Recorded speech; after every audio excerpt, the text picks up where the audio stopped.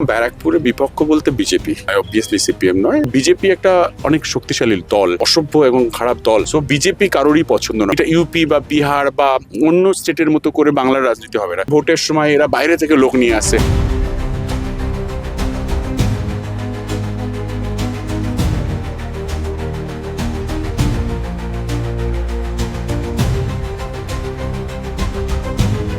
এটা 13 নম্বর ওয়ার্ড, এখানে আমরা সবসময় হারি। এখানে হিন্দি ভাষাভাষী মেনলি লোক, যেখানে আমরা কখনোই জিতি না, সেখানেও আমরা লিড করব কথা দিলাম। আধার কার্ডের জন্য লাইনে দাঁড় করাচ্ছ, তুমি ডিমনিটাইজেশনের জন্য তুমি লাইনে দাঁড়াচ্ছ, তুমি বলছো 2 কোটি করে মানুষকে চাকরি দেবে বছরে, একটা মানুষকে তুমি চাকরি দিচ্ছ না। এই দলটার একটাই ফান্ডা, সেটা হচ্ছে যে ধর্মের নামে রাজনীতি। অনেকে ভেবেছিল সেলিব্রিটি লোক। আমি আজকে বলি, আমাকে কিন্তু ডিরেক্টর, পরিচালক, প্রযোজক, রাজ চক্রবর্তী হিসেবে দেখবেন না। 108 ব্যারাকপুর বিধানসভা কেন্দ্র তৃণমূল প্রার্থী রাজু চক্রবর্তী ওরফে রাজ চক্রবর্তী। আমরা চলে এসেছি আবার দ্য ওয়ার্ল্ড স্পেশাল 26-এর সঙ্গে। পথে প্রচারে ক্যান্ডিডেটের সঙ্গে ঘুরে বেড়াবো, দেখবো কেমন চলছে তার জনসংযোগ, কি বলছেন জনসংযোগে গিয়ে। একদিকে এত গরম, তার উপরে ভোটের চাপ, নিজের ডায়েটে কিছু চেঞ্জ করেছো? ডায়েটে নর্মালি আমি তো খুব সিম্পল খাবার খাই, দুবেলা খাই, মানে দুপুরে একবার খাই আর রাত্রে একবার খাই। আর খুবই পাতলা, মানে রিচ ফুড খাই না আর কি। এখনই যেটা হচ্ছে, একটু রাত হয়ে যাচ্ছে খেতে। আগে নর্মালি আমি 8:30-9টার মধ্যে ডিনার করে ফেলি, তারও আগে চেষ্টা করি। আর একটু রাত হচ্ছে, এটাই হচ্ছে ব্যাপার। আদারওয়াইজ নর্মাল যা খাই তাই খাচ্ছি আর সকালে কি। বাড়ি থেকে কি খেয়ে বেরোচ্ছো? আমি বাড়িতে তো নেই, আমি এখন ব্যারাকপুরেই আছি আর কি। হ্যাঁ, ঘর থেকে বেরোনোর সময় কিছু খাই না, আমি সকালে কিছু খাই না। কফি, এক কাপ কফি খাই বাস, আর কিছু খাই না। আর দুপুরের সময় মতো লাঞ্চ করতে পারছো? হ্যাঁ, তো আমাদের ওই সকালে একটা ডোর টু ডোর থাকে, ফ্রম 8:30 টু 12:30 একটা হয়ে যায়, ডিপেন্ড করে ওয়ার্ডের সাইজ ওয়াইজ। কালকে যেমন হয়ে গেছিলো, 1:30 হয়ে গেছিলো। সো সেক্ষেত্রে গিয়ে আমি ফ্রেশ হয়ে উইদিন 1:30-2টোর মধ্যে লাঞ্চ করছি। আর আদারওয়াইজ 1:30টার মধ্যে করে নিই আর কি। না, আমার নর্মালি হয় 12:30 থেকে 1টার মধ্যে আর কি। আর রাতে কি করছো বাড়িতে ফিরে? একদম বাড়ি আমার অ্যাকচুয়ালি একটা এই গোড়ালিতে প্রবলেম হচ্ছে। আমি অ্যাকচুয়ালি ব্যাডমিন্টন খেলতে গিয়ে আবার পায়ে লেগেছিল। আর এত হাঁটা হচ্ছে ডেইলি, প্রায় 30,000 স্টেপস। সো বুঝতে পেরেছো যে অনেকই, আর পাটা খুবই প্রবলেম হচ্ছে। তো দুপুরবেলা একবার নিচ্ছি, ফিজিও নিচ্ছি, তারপরে হচ্ছে তোমার বলো নিচ্ছি, রে থেরাপি নিচ্ছি। আর গিয়ে আবার রাত্রিবেলাও সেটা করতে হচ্ছে আর কি। কিন্তু একটু রাত হয়ে যাচ্ছে আর কি, ঘুমটা ঠিক হচ্ছে না, ঘুমটা একদমই কমে গেছে আর কি। আর তোমার কোনো ওষুধপত্র চলছে? না, এমন কোনো ওষুধপত্র চলে না। আচ্ছা রাজা, একটা কথা বলো, যে এইটাও একটা বিষয়, যে ধরো এত গরম আর তার মধ্যে মেন্টাল প্রেশারও অনেকটা থাকে, এই চাপটা সামলাও কিভাবে? সত্যি কথা বলতে কি, আমার গরম লাগছে না, মনেই হচ্ছে না, গরম নিয়ে ভাবছি না। কারণ আমরা শুটিং এর লোক আর কি। তুমি জানো, শুটিং এ আমরা 42 ডিগ্রি 45 ডিগ্রিতেও আমাদের কাজ করতে হয়। আর যখন আমরা কাজ করি, তখন আমাদের মাথার উপর সূর্য আছে না মেঘ আছে, সেটা দেখলে চলে না। আমরা যে মোমেন্টামটায় কাজ করি, সেই মোমেন্টামটা আমাদের জন্য খুব ইম্পর্টেন্ট, আমাদের ইন্ডাস্ট্রির সবার জন্য। আমি ওটাই, আমার গরমও লাগছে না, আমার কিছু ঠান্ডাও কি করে? ওআরএস নাও কিছু একটা, বা তো তুমি মানে এটা কিন্তু মানে ভেবে দেখিনি অনেস্টলি আর কি। মানে মাথা ঠান্ডাই আছে, মানে এরকম ঠান্ডা মাথা নিয়েই কাজ করা উচিত আর কি। সো আমরা তো সবসময় 500,000 লোক নিয়ে কাজ করে অভ্যস্ত। সো আর এখানে তো এত ভালোবাসা, এত আদর আর কি, হ্যাঁ, এত আপ্যায়ন আর কি। সেক্ষেত্রে কোনো অসুবিধা হচ্ছে না অনেস্টলি। আরেকটা প্রশ্ন করবো, দেখো সব প্রফেশনে একটা ঝামেলা ঝঞ্ঝাট থাকে, যে কোনো প্রফেশন। রাজনীতিটা প্রফেশন বলবো না, কিন্তু তাও এক্ষেত্রেও থাকে। এখন আমি রাজনীতির লোক। আচ্ছা, এখন আমি রাজনীতি, তাহলে এই প্রশ্নটা করা যেতে পারে। হ্যাঁ। যখন খুব মাথা গরম হয়ে যায়, হ্যাঁ, বা তখন সেই সময় নিজেকে কি বলো যখন একদম সত্যি কথা বলছি, আমি মাথা গরম ব্যাপারটা বহু আগে নিজেকে থেকে, মাথা গরম থেকে সরে এসেছি। মাথা গরম আমি খুব নিজের লোকের সঙ্গেই করি, যার উপর মাথা গরম করা যায়, যে আমার মাথা গরমটা বুঝতে পারবে, আমি তার উপরেই মাথা গরম করি। কিন্তু সবার উপর মাথা গরম করি না। এক একজন মানুষ এক এক রকমভাবে তারা অ্যাপ্রোচ হতে পারে, এক একজন মানুষ এক এক রকমভাবে ভাবে, কিন্তু আমি তাকে রিয়াক্ট না করাটাই বেটার।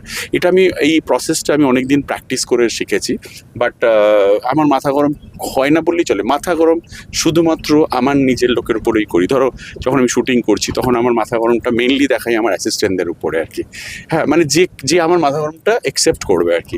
আমার বাড়ির লোকের উপর দেখাতে পারি মাথা গরম, আমার কোনো একটা খুব কাছের বন্ধুর সঙ্গে মাথা গরম দেখাতে পারি, কিন্তু সবার সঙ্গে মাথা গরম দেখাই না আর কি। মাথা গরম হয় না, আর মানুষের সঙ্গে তো মাথা গরম হয়ই না আর কি। হ্যাঁ, ব্যারাকপুরে যদি বিপক্ষকে নিয়ে কোনো মূল্যায়ন করতে হয়, তুমি কি বলবে? দেখো, ব্যারাকপুরে বিপক্ষ বলতে বিজেপি, ঠিক আছে, সিপিএম নয়।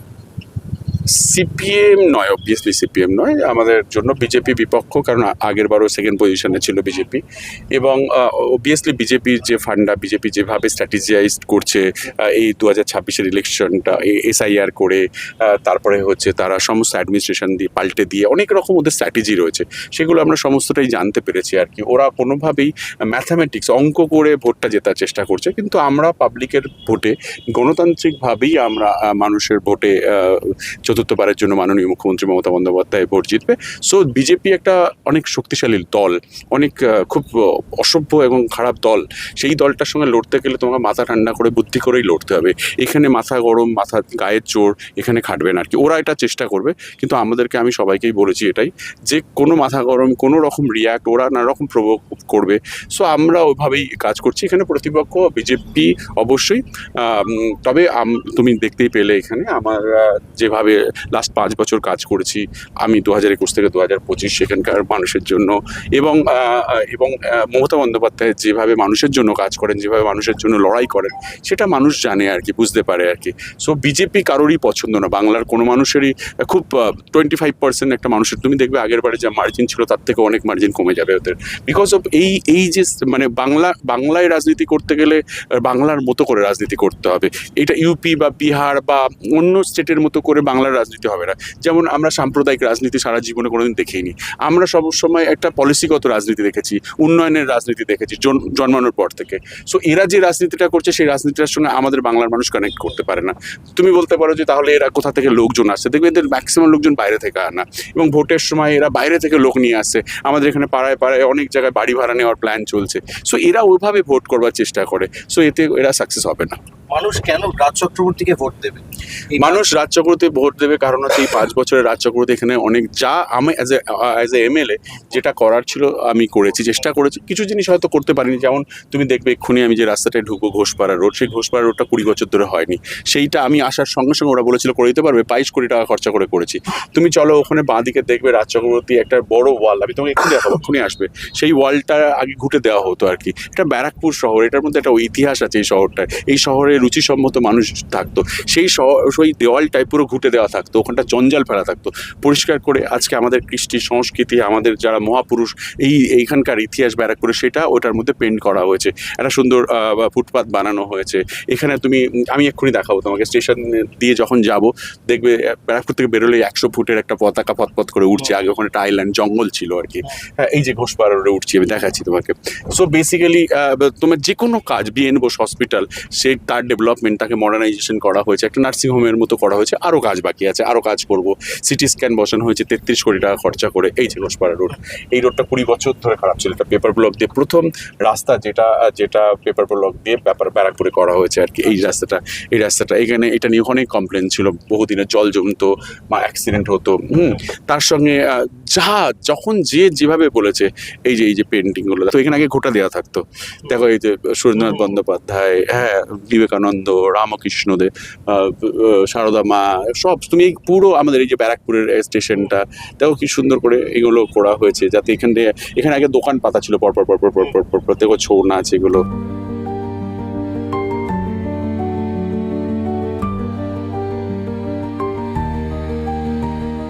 সকাল 8টা থেকে পথপ্রচারে বেরিয়েছেন রাজ চক্রবর্তী। আমরা এখন রয়েছে একেবারে ব্যারাকপুর চিড়িয়ামোড়ে এমএলএ অফিসে। এই কিছুক্ষণ আগেই দেখলাম আপনার গাড়ি করে এলাম, সবাই ঢুকে আমাদের বাদবাকি প্রশ্নগুলো যেগুলো করা হয়নি সেইগুলো করতেই আমি চলে এসেছি রাজদার সামনে। রাজদা, আমার প্রথম প্রশ্নটা যেটা ভাবছিলাম সেটা হচ্ছে যে ব্যারাকপুরের মানুষ তোমায় কেন ভোট দেবে এবং বিপক্ষকে দেবে না? ব্যারাকপুরের মানুষ ভোট দেবে আমাকে, তার কারণ হচ্ছে আমি মমতা বন্দ্যোপাধ্যায়ের প্রতিনিধি। 2 হচ্ছে যে মানুষ আমাকে 5 বছর ধরে, অনেকে ভেবেছিল সেলিব্রিটি লোক, একে পাওয়া যাবে না, সেইটা মানুষের মাথা থেকে বেরিয়ে গেছে। আমি আজকে বলি, আমাকে কিন্তু ডিরেক্টর, পরিচালক, প্রযোজক রাজ চক্রবর্তী হিসেবে দেখবেন না। আমি একজন, আজকে 5 বছর হয়ে গেছে, আজকে আমি পরিণত একজন পলিটিশিয়ান, আমি একজন এমএলএ রাজ চক্রবর্তী। ঠিক আছে, আমার কাছে সমস্যা নিয়ে আসুন, সমস্যার সমাধান করার দায়িত্ব আমার। যে কোনো সমস্যা, আমাদের এখানে একটা বারাসাত রোড আছে, দেখবে যেখান থেকে ব্যারাকপুরের, এই রোডটা খুবই কনজাস্টেড, খুবই ছোট, এই রোডটা এক্সটেনশন করার জন্য বহুদিন ধরে বহু চেষ্টা করে এখন এই রোডটা হচ্ছে আর কি, শুরু হয়েছে। এই কাজটা হয়ে গেলে ব্যারাকপুরের জন্য খুব ইম্পর্টেন্ট। এই লাস্ট 5 বছরে আমি আমার সাধ্যমতো কাজ করেছি, মানুষের যে কোনো প্রয়োজন আমার কানে এসছে, উইদিন 7 ডেজ আমি কাজটা করার চেষ্টা করেছি, ঠিক আছে। সো যদি মানুষ মনে করে যে হ্যাঁ আমি এরকম একজন আমার এমএলএকে বা জনপ্রতিনিধিকে চাই, দেখো আমি একটা প্রথমে বলে নিই, আমি রাস্তায় সাইকেল নিয়ে হয়তো ঘুরে বেড়াই না, কিন্তু কাজ যদি আমার কাছে আসে কোনো, আমি সেই কাজটা তার বাড়ি অবধি চলে যেতে পারি আর কি, ঠিক আছে। হ্যাঁ, অনুষ্ঠান এইগুলো আলাদা ব্যাপার, কোথাও পুজো হচ্ছে, কোথাও কোনো রকম আমাদের পলিটিক্যাল মিটিং হচ্ছে বা কোনো উৎসবে আছে আমাকে যেতে হয়েছে। আমি যেমন বিয়ে বাড়ি বা কারোর অনুষ্ঠান বাড়িতে আমি যাই না, কারণ একটা বাড়িতে গেলে অন্য বাড়িতে না গেলে আমার অনেকে খারাপ ভাবতে পারে, খারাপ লাগতেও পারে আর কি। সো বেসিক্যালি কাজের জন্য আমি সবসময় থেকেছি। যদি মানুষ মনে করেন যে এই মানুষটাকে আবার সেকেন্ডবারের জন্য আনা উচিত, তাহলে আনবে। এবং আমার আজকে যখন ইলেকশন ক্যাম্পেনিং চলছে, মানুষের তুমি যেই ওয়ার্ডে দেখলে, এটা 13 নম্বর ওয়ার্ড, এখানে আমরা সবসময় হারি, এখানে হিন্দি ভাষাভাষীর মেনলি লোক। এই হিন্দি ভাষাভাষী যেখানে আমরা কখনোই জিতি না, সেখানেও আমরা লিড করব, কথা দিলাম। সবাই বলে হিন্দি ভাষাভাষী মানে বিজেপি, টিটাগড় শহর আমার, তুমি ওখান থেকে 1 ভোট হলেও আমরা লিড করব, কথা দিলাম। সো বেসিক্যালি এটা কাজের নিরিখে, কাজের জন্য। আর এখানকার যা পরিবেশ ছিল, ক্রাইম এবং যে ধরনের ব্যারাকপুরকে কালিমালিপ্ত করা ছিল এখানকার আগেকার পলিটিশিয়ানরা যেভাবে করে রেখেছিল, সেটাকে আমি প্রায় নির্মূল করে দিয়েছি আর কি। এখানে আগে ক্রাইম রেট যদি জাত ছিল, তুমি যদি এখন আজকের দিনে এখানকার ক্রাইম রেট দেখবে 5%, 7-8% হবে, এর বেশি নয়, আগে 100% থাকলে। সো তারপরে মানুষ নিশ্চয়ই এরকম একজন মানুষকে চাইবে যে মানুষটা তার তার যার ভিশনটা, যার থটটা অবশ্যই মানুষের জন্য, শহরের, এই শহরটার জন্য আর কি। আচ্ছা, বিপক্ষকে ভোট দেওয়ার কারণ না, যেই কারণ নয়, মানে বিপক্ষে কেন দেবে না মানুষ ভোট? সেটা মানুষ ডিসাইড করবে কেন দেবে না। আমি তো বলতে পারবো না কেন দেবে, আমাকে কেন দেবে সেটা আমি বলতে পারবো। বিপক্ষকে কেন দেবে না, মানুষ আজকেকার দিনের মানুষ অনেক ইন্টেলিজেন্ট, মানুষ সব খবর রাখে, সব জায়গাকার খবর রাখে। এই যে বারবার বিপক্ষ মানে বিজেপি, এই সরকারটা মানুষকে বারবার করে লাইনে দাঁড় করেছে। আজকে গ্যাসের জন্য মানুষের কাছে হাহাকার, মানুষকে আবার সেই গুলের উনুন কাঠ দিয়ে রান্না করতে হচ্ছে গরিব মানুষদেরকে, ঠিক আছে। যে পেট্রোলের দাম, ডিজেলের দাম বেড়ে গেছে, জিনিসের দাম বেড়েছে হু হু করে, মানুষ ভাবতেই পারছে না যে জিএসটি বলে জিনিসটা মানুষের চাপে, সাধারণ গরিব মানুষকেও কিন্তু আজকে জিএসটি দিতে হয় যে কোনো জিনিস কিনতে গেলে। এবং এইটা আমাদের দেশ হচ্ছে খুবই সাধারণ একটা, মানে কি বলবো, নিম্ন মধ্যবিত্ত গরিব মানুষদের বাস অনেক বেশি। সেইখানে দাঁড়িয়ে সব কিছুর ওপর ট্যাক্স চাপিয়ে দেওয়া, জিএসটি চাপিয়ে দেওয়া, এবং মানুষদেরকে বারবার লাইনে, আধার কার্ডের জন্য লাইনে দাঁড় করাচ্ছ, তুমি ডিমনিটাইজেশনের জন্য তুমি লাইনে দাঁড়াচ্ছ, তুমি বলছো 2 কোটি করে মানুষকে চাকরি দেবে বছরে, একটা মানুষকে তুমি চাকরি দিচ্ছ না।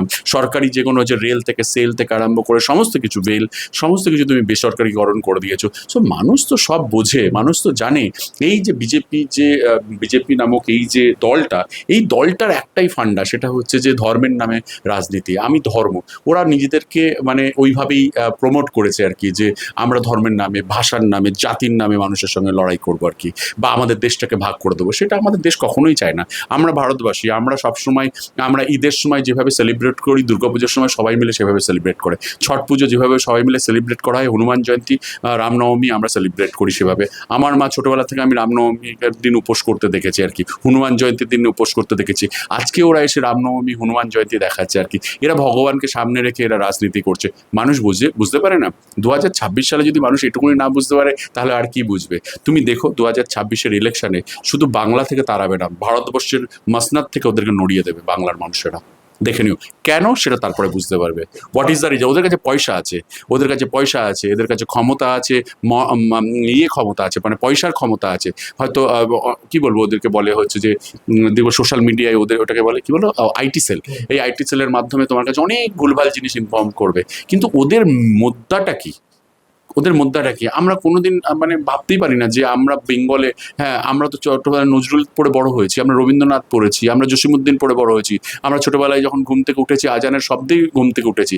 আজকের দিনে দাঁড়িয়ে আমাদেরকে বোঝাচ্ছে যে এগুলো চলবে না, এটা হতে পারে না, আমি কি খাবো, আমি কি পরবো, আমি কার সঙ্গে মিশবো, আমি কোথায় যাব, কোন মন্দিরে আমি গিয়ে কবে কি পুজো করবো, সেটা ওরা ঠিক করে দেবে। হু আর ইউ? বাংলার মানুষ এইটা মেনে নেবে না। বাংলা থেকে ভীষণ কনফিডেন্স শোনাচ্ছে ভোটের এত আগে, এখন নমিনেশন ফাইলিং হয়নি কিন্তু তাও ভীষণ কনফিডেন্ট। আমার একটা প্রশ্ন হচ্ছে যে তুমি এতগুলো কাজ করেছো, প্রথম কাজ ভোটে জেতার পরে এই ব্যারাকপুরে কি করবে? দেখো, আমি বললাম না, কাজ হয়তো করেছি অনেক, কিন্তু অনেক কাজ বাকিও আছে, আর কাজের তো শেষ নেই। এই কাজগুলো যতই করো, তুমি আরো কাজ করতে হবে। আমাদের ব্যারাকপুরে একটা বড় সমস্যা, যেটা আমাদের অনেক বড় সমস্যা ব্যারাকপুরের জন্য, সেটা হচ্ছে ওয়াটার লকিং, জল জমার। কিছু ওয়ার্ড আছে সেখানে না প্রচুর জল জমে যায় বৃষ্টির সময়, এবং তাতে মানুষ খুবই হয়রান হয়ে যায়, এবং সেই সময় আমাদের জন্য খুবই একটা অপ্রস্তুতে আমরা পড়ি। মানুষের কষ্ট সত্যি সত্যি, মানে আমিও হালিশহরে থেকেছি, একটা জায়গায় থাকতাম, সারা বছর জল থাকতো, আমরা সারা জীবনে জলের, পচা জলের উপর দিয়েই আমরা ভাই বোনেরা স্কুলে গেছি, একটা গামছা থাকতো, সেটা জলে পেরিয়ে এসে মুছে, তারপরে সারা জীবনে কোনোদিন রাস্তা হয়নি। ওই বাড়িটা বড় হয়ে বেঁচে দিলাম যার জন্য, যে কোনোদিন রাস্তা হয়নি, ড্রেন হয়নি বলে। তো এই যন্ত্রণাটা আমি বুঝি অবশ্যই। আমার প্রথম কাজ হবে ওয়াটার লগিংটাকে ঠিক করা, ব্যারাকপুরে একটা মাস্টার প্ল্যান করে। কারণ আগে না জলটা বেরিয়ে যেত, একটা খাল আছে এখানে, সেই খালটা দিয়ে জলটা বেরিয়ে যেত, কিন্তু এখন কি হচ্ছে, কল্যাণী রোডটা এক্সটেনশন হয়েছে এবং উঁচু হয়ে গেছে, আর দুপাশে ড্রেন করাতে এতই উঁচু হয়ে গেছে, আমাদের শহরটা হয়ে গেছে নিচে। এবার এই জল আর ওপারে যেতে পারছে না। সো এটার জন্য একটা প্রপার, এই একটা ড্রেন, দুটো ড্রেন একটা জায়গায় রিপেয়ার করলে হবে না, পাম্প বসিয়ে হবে না।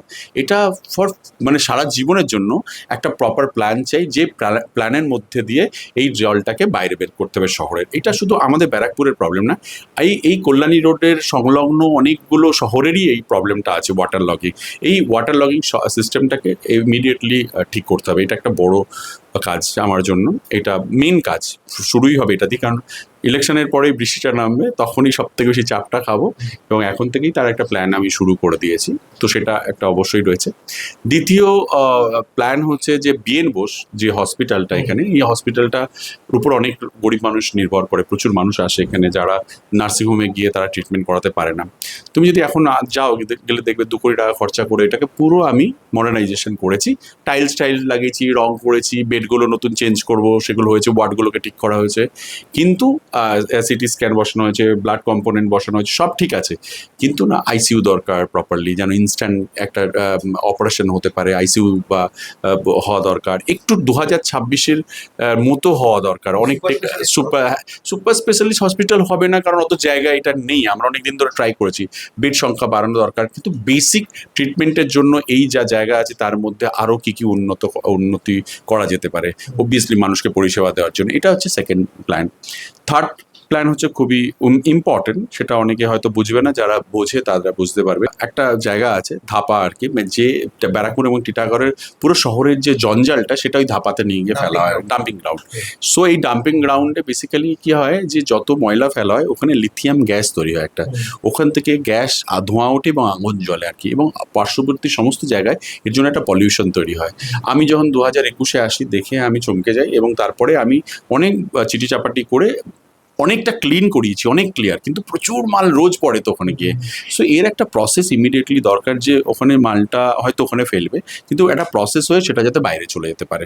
এটা একটা বড় কাজ, হয়তো অনেকে বুঝতে পারবেন এই কাজটার ভ্যালু কতটা, যারা ওই অঞ্চলগুলোতে থাকে তারা জানে এটার জন্য কতটা সমস্যার মধ্যে পড়ে আর কি।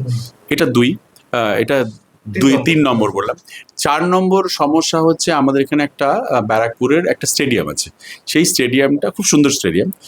এইখানে এখন সব বাচ্চাদের মধ্যে না স্পোর্টসের প্রতি ভীষণ অ্যাট্রাকশন হচ্ছে, আগেও ছিল আর কি, কিন্তু আমার মনে হয় যে যদি এখানে একটা স্পোর্টস একাডেমি করা যায় প্রপার, যেখানে ইনডোর গেম আউটডোর গেম সব থাকবে, তাহলে কি হবে, এখানকার বাচ্চারা, ছেলেমেয়েরা যারা স্পোর্টসে যেতে চায়, ভালো ট্রেনার নিয়ে এসে এখানে কিন্তু ট্রেনিং করতে পারবে আর কি, সেটা একটা খুব সুবিধা হবে। এটা আমার একটা প্ল্যানের মধ্যে আছে।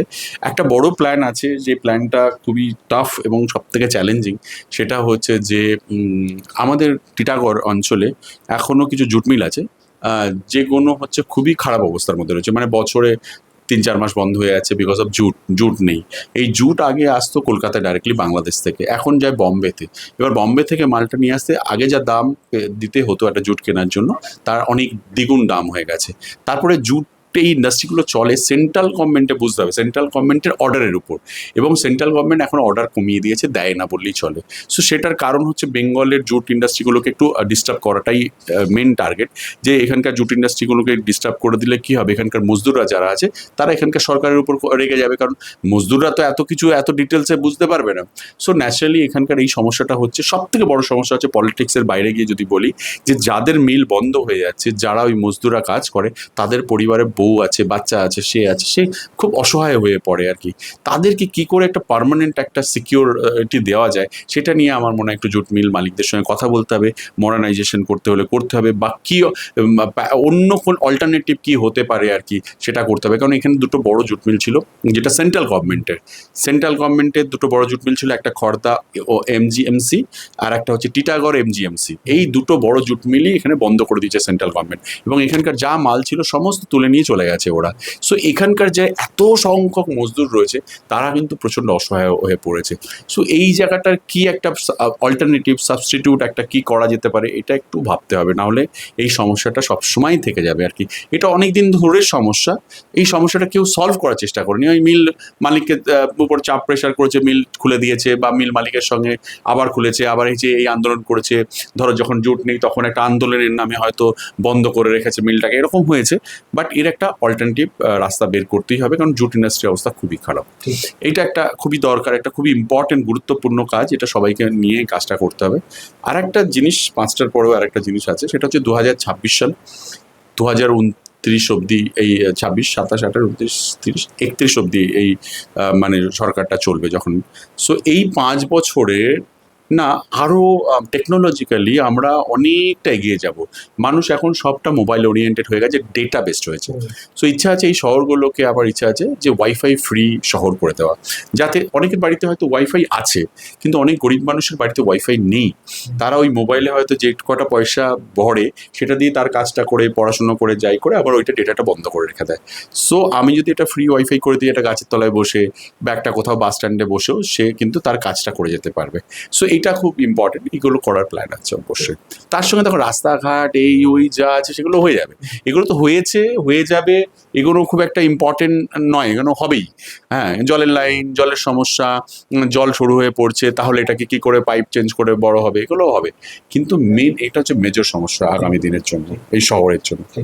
শেষ প্রশ্ন করবো, সেটা হচ্ছে ধরো তুমি ব্যারাকপুর কনস্টিটিউশনে হেরে গেলে, কিন্তু এই মানুষগুলোর পাশে তুমি থাকবে? হারবই না, প্রথম কথা। ধরো বলে কোনো কথা হয় না। আমি I don't think about negativity. আমি অলওয়েজ পজিটিভিটিতে বিশ্বাস করি। হ্যাঁ, আর এই পজিটিভ এনার্জি বা পজিটিভ থিঙ্কিং আমাকে এখানে নিয়ে এসছে। সো আমার লড়াই সবসময় পজিটিভ এনার্জির উপরেই থেকেছে, বা একটা লক্ষ্যের উপর থেকেছে। সো ধরো নয়, আমি জিতবই, এবং যে মার্জিনে জিতেছিলাম তার থেকে 3 গুণ মার্জিনে জিতবো। এবং তুমি এসে আমাকে বলে যাবে যে এরপর থেকে যেটা আমি বলেছি সেটা ঠিক বলেছি।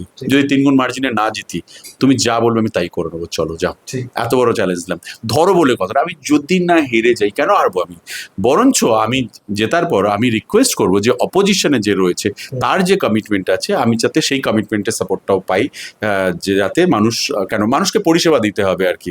ঠিক আছে, যদি তার সেই যে কমিটমেন্টগুলো করেছে আমি সেগুলো একবার ভালো করে দেখে নেবো, সেগুলোর সঙ্গে নিশ্চয়ই সেন্ট্রাল গভর্নমেন্টের যোগ থাকবে আর কি। সেই সেন্ট্রাল গভর্নমেন্ট আমি বললে তার সেন্ট্রাল গভর্নমেন্ট আমার কাজ করে দেবে না, আমি ওর সাহায্য নেবো সেন্ট্রাল গভর্নমেন্টের কাজ করার জন্য। প্রথমে প্রচার, তারপর গাড়িতে কথা বললাম আমরা, তারপর এমএলএ অফিসে। এরকম অনেক পথে প্রচারে দেখতে চোখ রাখুন দ্য ওয়াল স্পেশাল 26-এ, আর সঙ্গে থাকুন দ্য ওয়ালের সঙ্গে, কারণ খবর এখন এখানেই। আমার সঙ্গে ক্যামেরায় রণদীপ আর আমি শুভঙ্কর, দ্য ওয়াল।